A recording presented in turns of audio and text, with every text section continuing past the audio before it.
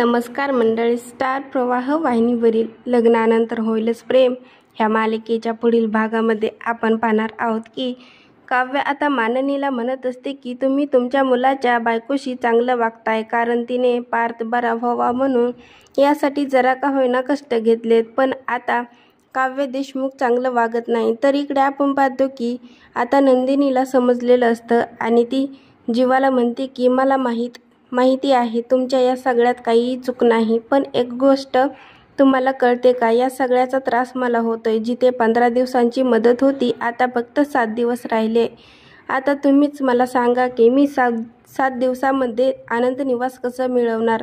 तर इकडे आपण पाहतो की काव्य माननीला म्हणते की तुम्हाला त्या मुलाच्या तोंडून ऐकायचं होतं ना की आमचं अफेअर आहे की नाही, तर मग आता वेळ आलीच आहे तुम्हाला सत्य सांगण्याची. तर तो मुलगा कोण आहे आणि माझं त्या मुलाशी अफेअर आहे की नाही, आज मी तुम्हाला सगळं सत्य सांगणार आहे.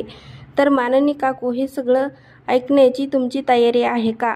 तर आता पुढील येणाऱ्या भागामध्ये काव्य माननीला तिचं आणि जीवाचं अफेअर होतं हे सत्य सांगणार का, हे पाहणं खूपच मजेदार ठरणार आहे. लग्नानंतर होईलच प्रेम ह्या मालिकेचे नवनवीन अपडेट पाहण्यासाठी आपल्या चॅनलला लाईक करा, शेअर करा आणि सबस्क्राईब करायला विसरू नका.